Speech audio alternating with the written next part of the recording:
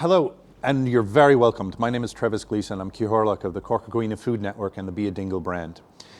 I suppose in a lot of ways this is sort of like an in-person meeting after years of only meeting on Zoom. You've seen several of the videos that we've done on this program together, and now we're in person with a few of the researchers and those who were presented in our videos before. I'm joined from the Circular Bioeconomy Research Group at Munster Technological University by Dr. Jenny Attard and by Dr. Tracy O'Connor.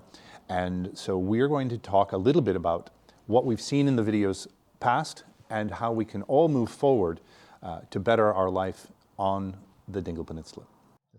So I suppose since many of our viewers will have seen the series of videos beforehand, but some won't, maybe talk just a little bit about what it was that you presented to us in those original videos that we saw. So Jenny? Absolutely. So the video that I've put together is all around the AgroBridges toolbox. So the AgroBridges toolbox was created during the AgroBridges project, which is a Horizon 2020. It's a European funded project. So it's basically a toolbox that supports shorter food supply chains versus longer food supply chains. So there's 12 tools in there, and they're all free and available online. And basically I'll talk you through the benefits of each of the different tools that we have in there. And just knowing what you know about the network and how food is produced on the peninsula, et cetera, what are some of the key factors that will be of benefit to our producers, both primary producers, secondary producers, our hospitality, hosts and chefs, et cetera?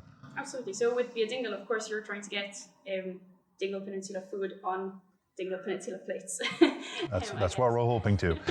Yes, so that's, so for example, I'll just give you an example. One of the tools that we have is called the Decision Support tool. So this tool, for example, will help food producers figure out, for example, what business model makes more sense for them. So say they're producing 2 different crops, it wouldn't make sense for them to have their own shop, farm shop, and sell their produce to that. It might make sense for them to go to a farmer's market or to do deliveries or to team up with somebody else to do deliveries. So depending on the population or these kinds of things that are next to them, we can help them and give them advice for how to go about that. There's communication advice and all of that. So we're hoping that with all of that support, that we can get more food supplied locally.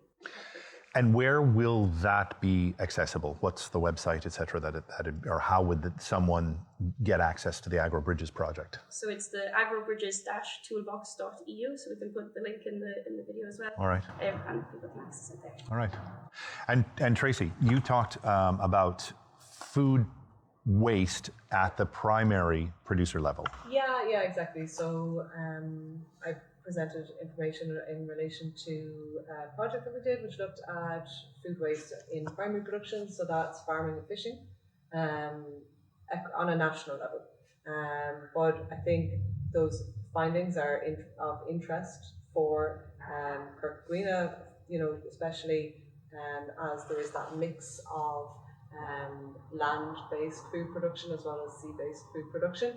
And then our colleagues from the Clean Technology Centre would have talked about food waste in relation to hotels, restaurants and catering. And in the media all the time, we hear about the level of food waste. Usually it's at the level of the home.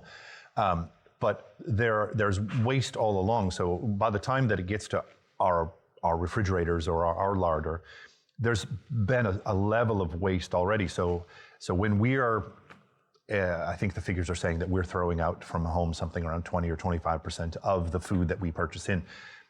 That's 20 or 25% of a product that's already had significant waste. Yeah, absolutely. So along the supply chain, you're going to have wastes arising from processing, from retail, from the food service industry, as we already mentioned, before it even arrives, in a household. And the primary production stage is the very beginning of that. And I think for a lot of people, even for a lot of food producers, they might not perceive food waste as happening at that primary production stage. It might just be seen as something associated with economic losses rather than, the actual loss of potential food. So that makes it a very nice issue to address. From an environmentalist perspective, food waste is really a low-hanging fruit. It makes sense for businesses across the supply chain to try and address it because it makes commercial sense. And so when we're speaking with farmers and fishers about food waste happening before the farm gate or at the harbour, it's something that really makes economic sense for farmers to try and address this, and also to recognise where are the practices happening in the supply chain that are impacting farmers, that are impacting farmers and fishers, and taking the capacity away from them to reduce that food waste and reduce the environmental impact that comes with that as well. And so one of the things that I always used to talk with chefs about, et cetera, was that when it comes to food waste, you're not just paying for the food that comes in the door, but you're paying for it to be hauled away once it is waste and all the other places along the line. When it comes to a primary producer, a food farmer or a fisher or a horticulturist, et cetera, how do those expenses of the waste that's happening before it leaves the farm gate, how is that being disposed of? Yeah. So depending on the producer type, some would have to pay for disposal, for digestion, for example.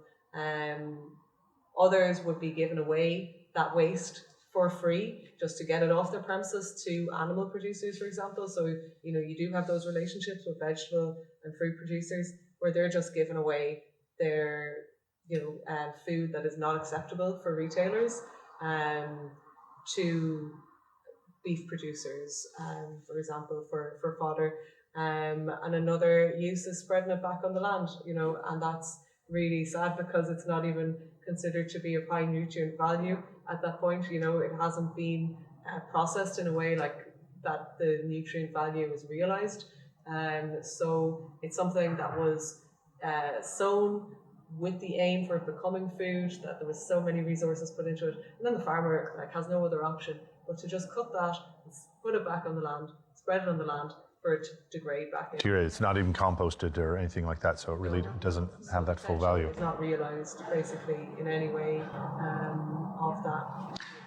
So one of the things that we're finding in the network is that in so many ways our past really is our future when it comes to moving forward in a way that isn't just sustainable, but it's really regenerative. And I know that those can be buzzwords that all of us have heard over and over again. I heard it explained to me by a consultant that's worked with us really well when people are hearing the words of sustainability versus regenerative. And she said, would you rather be in a sustainable relationship or a regenerative relationship? And that clicked for me very easily. And I think before, we'll say in the past, that producers, farmers, fishers, foragers, people who had a small orchard of apples in the back or whatever, I think that they did do things in a more regenerative way. Jenny, can you talk a little bit maybe about how not everything was all candy and roses back then, but there were some elements that we can bring forward. And another term we hear a lot of is the circular economy, and how that can all work together in a way that's maybe more efficient than it was before. Absolutely, I think we can, like you said, look back with roasting to glasses and everything maybe was more circular because we didn't have the ability to transport things over very, very long distances. Things would go bad. Now we have really good storage facilities, for example, over transport and these kinds of things. So we've learned a lot and we can do things very well, but I think it's good today to take a lot of what we've learned and kind of use it in the best way possible, as opposed to just kind of being very smart and sustainable all the time and all these things and not really knowing what it means to be very smart and very sustainable. And in fact, like Tracy and I have recently won some funding to study different food systems and compare them and try and understand the impact that a lot of the different food systems that we have at the moment actually have. Like, what are the social impacts, what are the environmental impacts, and the economic impacts, and all of these things. We don't know a lot of that at the moment at all. So I think to sit here and say, oh, this is more sustainable than this or that or whatever is, it's hard to do that in some cases. So I think as well, like, it's hard to do that, but it also doesn't really matter sometimes, because I think that A lot of people want local food on their plates. We definitely know that it's fresher if it comes from next door and not from across the world. So if it's fresher, it's healthier for you, and all of these things. And you're working with seasonal food and all of that. But I think that we can make our kind of smaller local systems easier, or work with technology that we have now, for example. So communication, is a big thing that we have at the moment that we didn't have before. Communication tools. So we talk about the internet and all of this. So say, for example, a farmer had a huge surplus of something. Say he had a market for it at one point, or say, say he had a market for it at some point and he doesn't anymore. He has a huge surplus.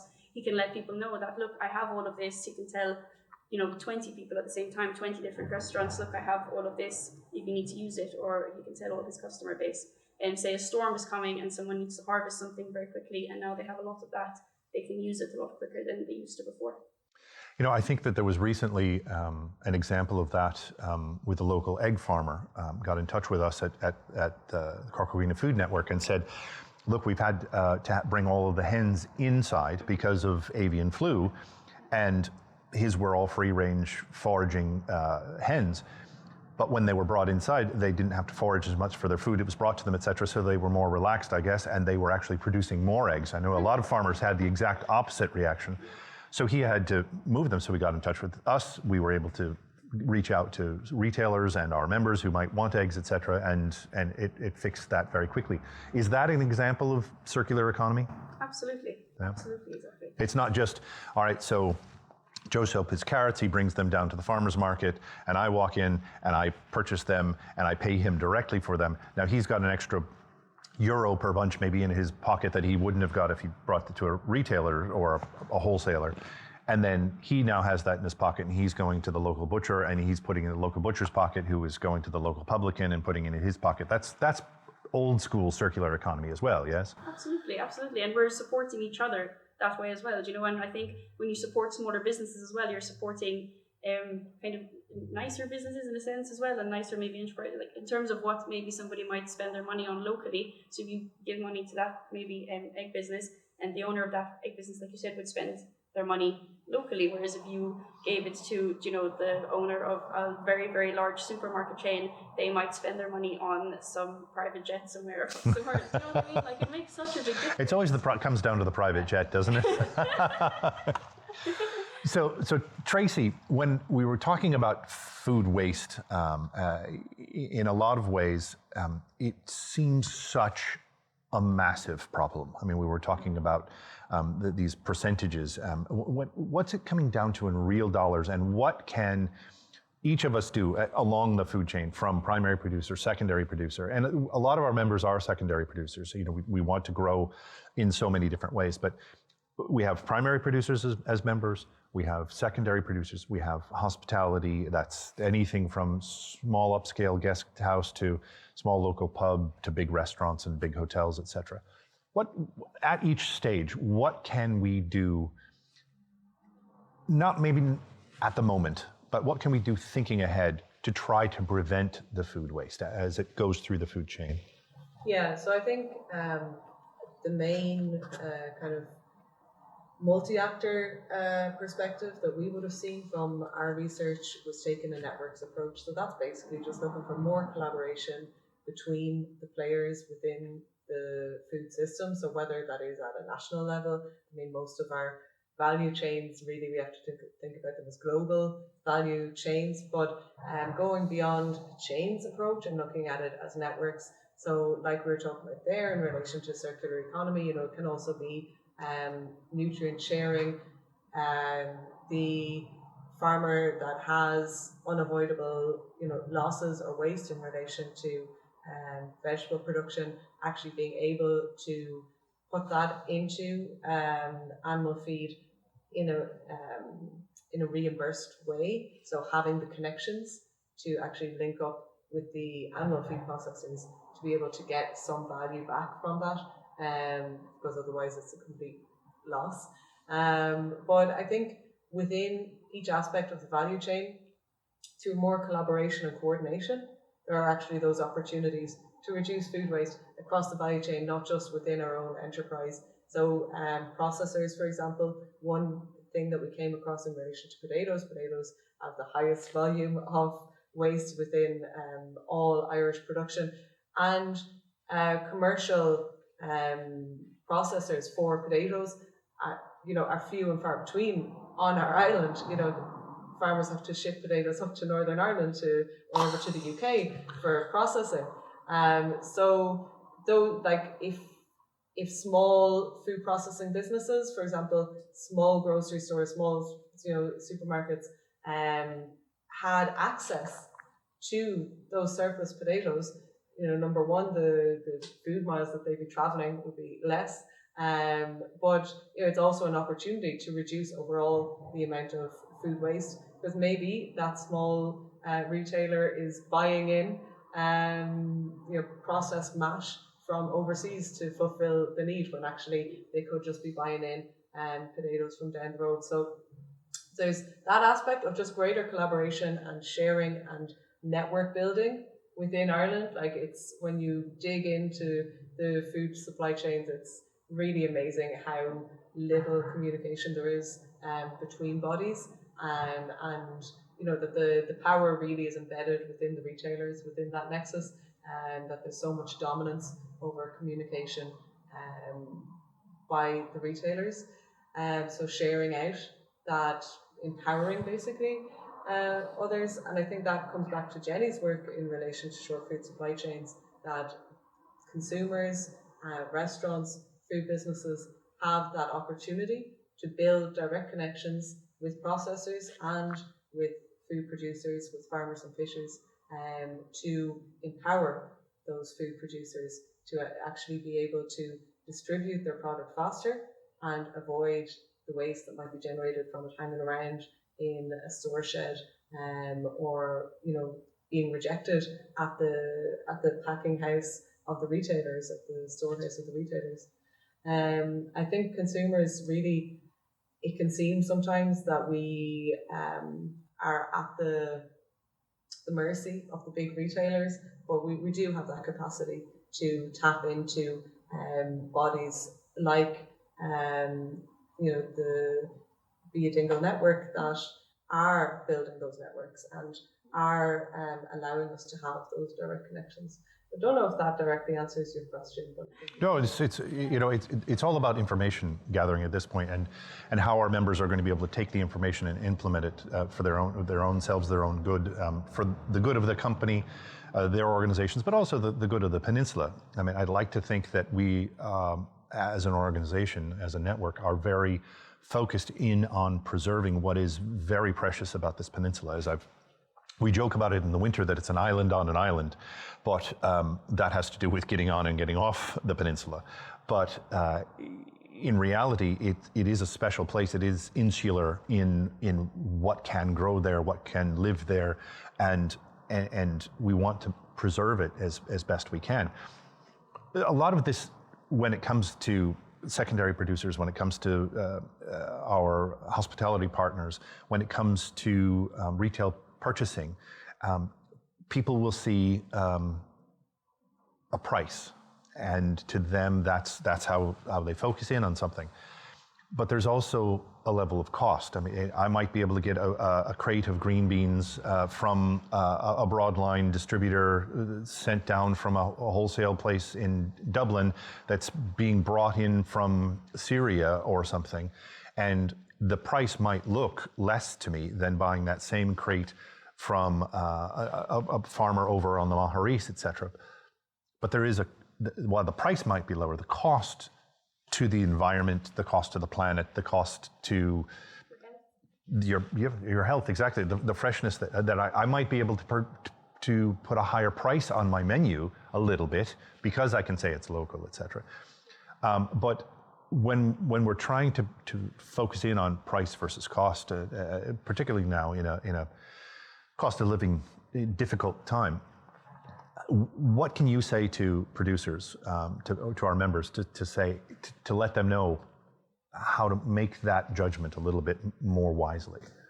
Yeah, so when you're selling, I mean, direct to your consumers or to the hospitality sector, so on, if you are a primary or secondary producer, obviously you're getting If you're cutting out the middlemen, basically you can choose your own prices and you can take more of the share of the overall price as well. So if you're talking about a really long supply chain, basically you have that price at the end that you're talking about. Everybody along the way is taking a cut of that. So from obviously the producer is getting a cut, but very often, like we see, the farmers don't choose their own prices. They're given a price, they produce, and they get paid for, they get paid whatever the contract says they get paid. And then you have potentially the packager and the distributor and the wholesaler, whatever, and the retailer, and maybe the restaurant at the end, and so on.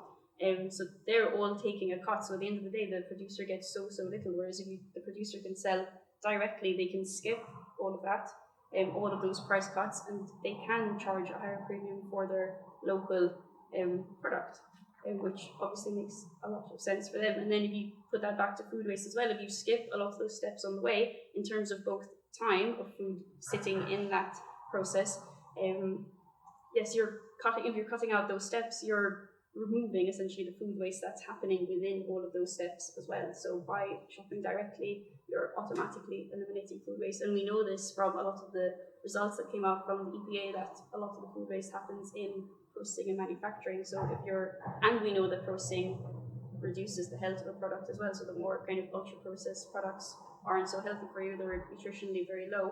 So if we cut out a lot of processing and we get people or restaurants who want to buy kind of straight from the producers, you have a fresher, healthier product, and economically it makes more sense for the producer.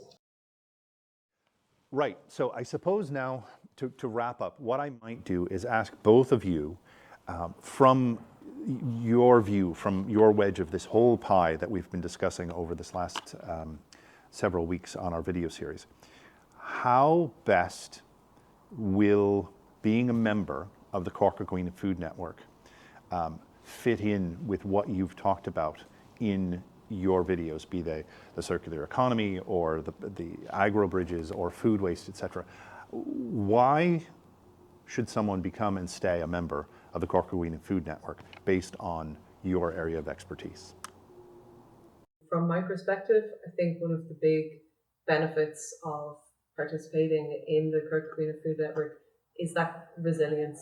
So, when the burden is shared with the network members, when those resources, in terms of time, in terms of ideas, in the opportunities, and also the communication potential, like we just talked about, I think in the last 3 points, we mentioned communication being so vital to addressing food waste, to improving economic opportunities.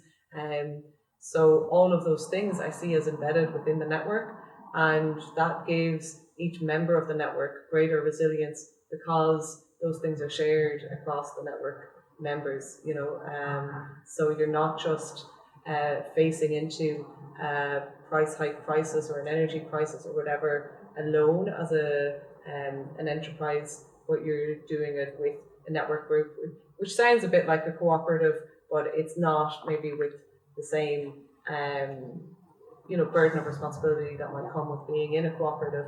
I think there is great opportunity there for kind of facing risks together and building a strategy that works for the region, that is regionally appropriate from being part of the network. Right, thank you. And without being a cheerleader for us, Jenny, how would you see membership beneficial as we move forward? I think it's that having that level of support, really. I think, because from working on a lot of these projects, like, and Tracy will know as well, there's so many supports out there, there's so many free supports, there's just so much help you can get, but I think you can get lost in a sea of like options of what you can do, and you can go and be part of this project or that or whatever, so on. But I think with the Dingle, you have all of that support that is kind of tailored to you and what you need, and the people who are involved in the projects, like ourselves, are directly there to help and give you the advice based on your business and your locality and what makes sense for you. So even with the toolbox, for example, there's 12 tools in there, but they're maybe not all useful for all the producers or all the kind of food businesses on the peninsula, but maybe we could sit there and tell people that this is maybe the one that's more relevant for you, and so on and so forth. So you have that kind of personal support that's relevant to you, and I think that's really, really important, because that's one of the issues that we would have seen even during the food waste studies. talking to lots of farmers, for example, and they're like, oh, we have this problem and we can't do anything about that, we don't have time, and you'd understand that they're so busy, and so to just have to point them in the right direction and basically like hold their hand and say, look, this is what you can do and we can help you in this way and this way and this way, and they have a market for that already. I think that's fantastic. Well, one of the terms, the Irish language is very important to the network, and one of the terms that we use in our values and our vision and mission is mehal. And that really is what we're all about, is a rising tide raises all ships, but together we can raft against the storms as well. So thank you very much for your attention, and we thank both Dr. Jenny Attard and Dr. Tracy O'Connor for joining us. We thank the Circular Bioeconomy Research Group at Munster Technological University, and we certainly thank Skelper Keynes for allowing us to be here and hosting us. If you have any questions, you can certainly get in touch with us via email at beadingle@gmail.com or via our website, beadingle.ie. We wish you, your family and your business the best of health. Slán.